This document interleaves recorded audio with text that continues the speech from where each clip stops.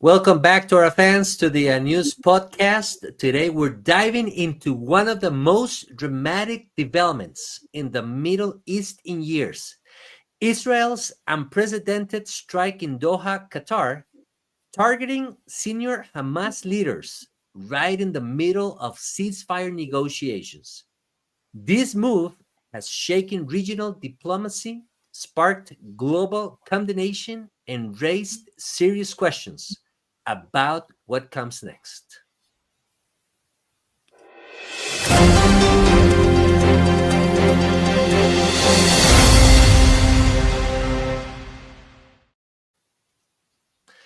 Welcome, Tzvi and Matt, to the Roots News segment. Matt, could you briefly explain what happened in Doha, Qatar, and why this strike is being described as unprecedented? Sure. Yes. So the it was the IDF and Shin Bet uh, went over to flew over to Qatar, Doha, Qatar, and struck a facility believed to have been housing Hamas leadership. And this is unprecedented because it is the first time in history that Israel has struck Qatar directly. Hmm, very interesting. And now, why would Israel choose to carry out such an operation in Qatar, a U.S. ally and mediator in in ceasefire talks? I mean, you just said that these guys are involved with Hamas, and I mean, but don't you think this is a little bit risky for Israel since they are an U.S. ally? What do you think? Absolutely. Yeah, I mean, it's the host to the largest American military base in the region as well. Big U.S. ally. And like you were saying, it is a key mediator in ceasefire negotiations between Israel and Gaza, and Hamas, I should say. I think the reason it's happening is not only because they claim they're trying to challenge the delicate balance that Qatar is trying to balance between being a neutral broker between negotiations between Israel and Hamas, while also housing and sheltering Hamas leadership. I think it's sort of like a chess move, and Israel is calling check on Qatar. Okay. And now, do we know who were the main Hamas leaders targeted and what role were they playing in the ongoing negotiations? I do know that the names of the two that were killed in the strike, and it's Hammam al-Haya, who was the son of Hamas leader Gaza, Khalil al-Haya, and the other one was Jihad Labad, who was director of Khalil al-Haya's office.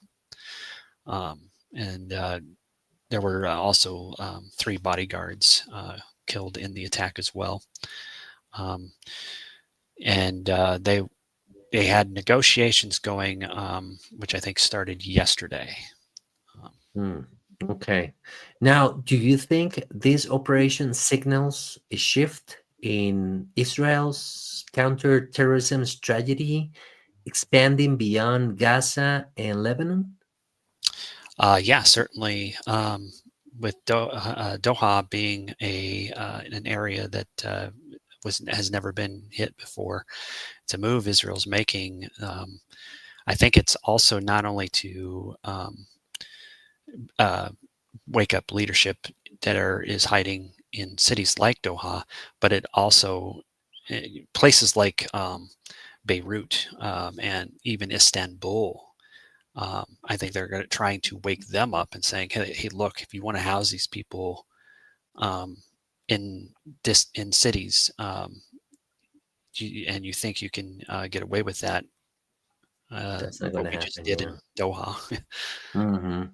Now, I continue hearing Bibi or Netanyahu saying that Hamas has to be eliminated, right? They has to be they They have to be gone. Now, what might this strike mean for the balance of power inside Hamas, especially with leadership already fragmented?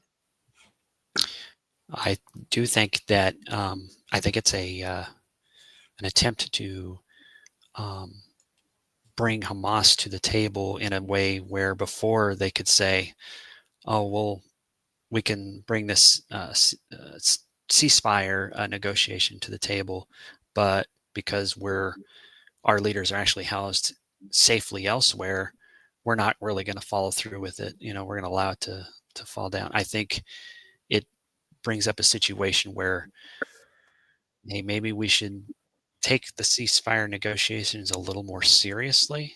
And I think that's where the shift could start. Okay. Yeah. Now, how has Qatar responded, Matt, and why is its reaction significant in the broader Middle East context? What's your take on this? So I have yet to really see anything as far as response from Qatar yet. I'm seeing a lot of leaders in other Middle Eastern countries condemning it, like, of course, Iran. Saudi Arabia has offered help to And European leaders also. yeah, yeah. So a lot of condemnation from leaders, not only in the Middle East, but in Europe and across the Western world as well. Okay. Now, I'd like to hear your opinion on this, Tzvi, since you lived in Israel for so many years. Do you think this operation weakens or strengthens Israel's long-term security position? What's your take on this? What really drew my attention is that uh, Netanyahu spelled out that said that the strikes on these leaders were in response to the Jerusalem bus attack. Right? I Oh, had not because he said that. obviously Israel has been on a Hamas manhunt for a couple of years now, and has targeted a leader last year in Iran. Yes, so it's already been conducting operations in other countries, trying to eliminate the leaders. They probably have a beautiful chart there in the Mossad and the IDF offices, and then they cross them as they go. And we know that some leaders were eliminated in the Gaza Strip.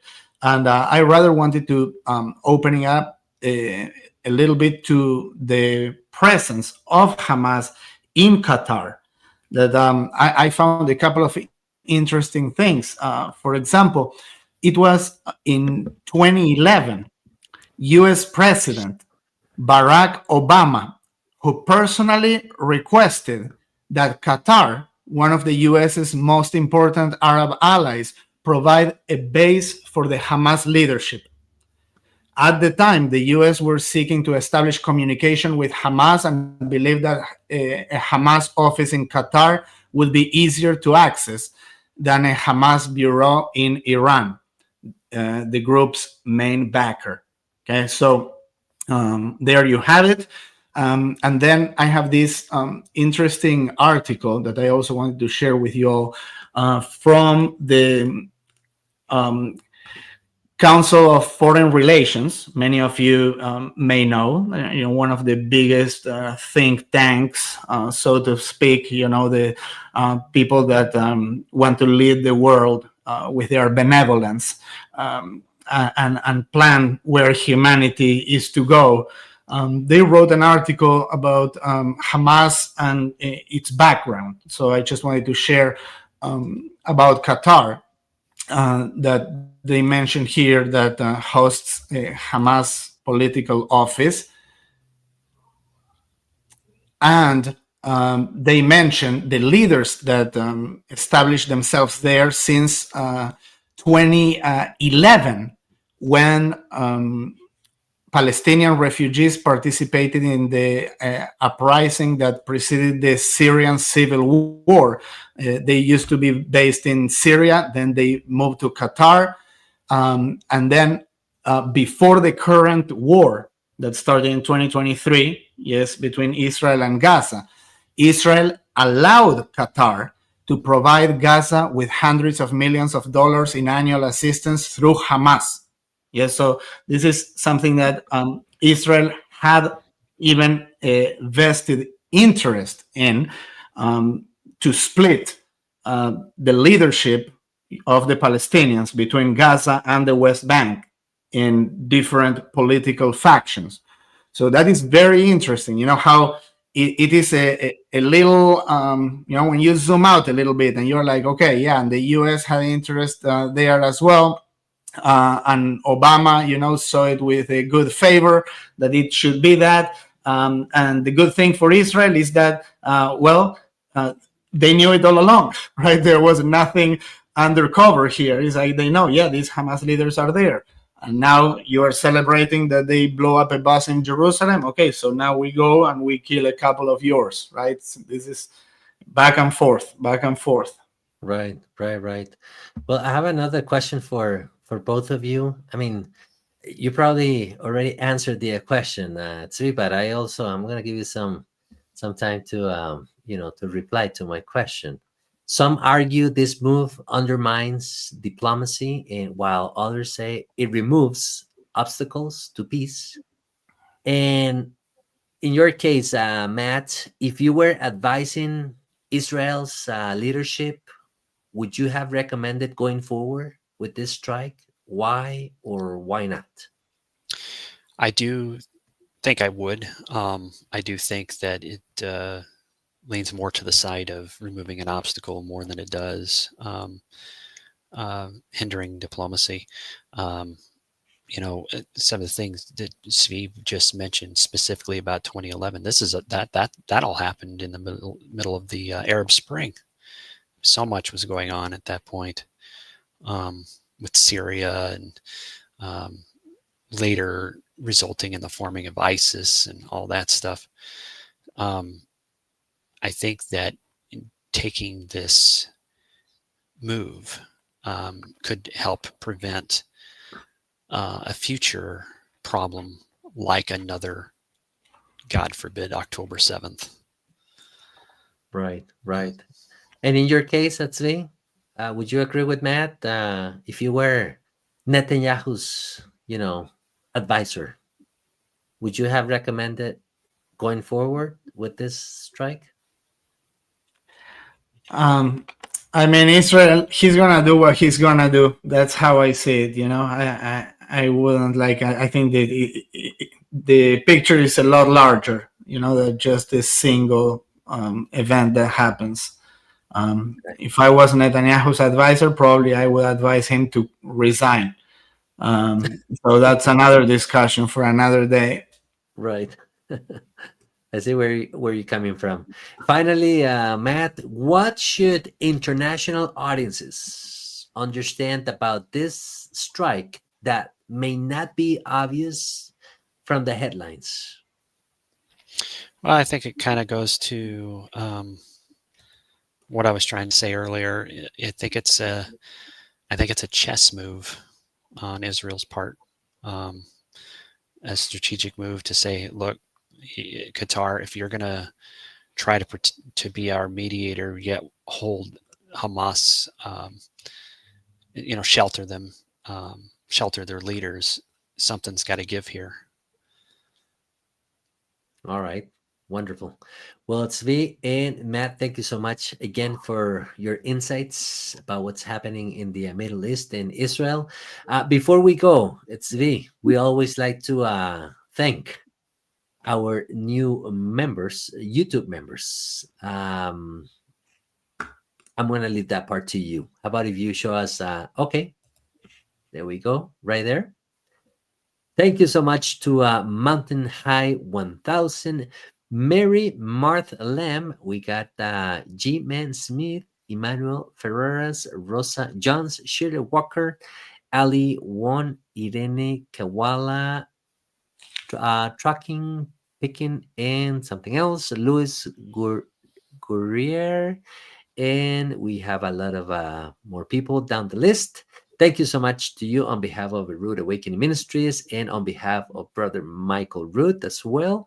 It is for your support that we can continue providing more and more content like this and biblical studies. And also remember to visit our website at roodawakening.tv. Thank you guys again. See you until next time. Shalom.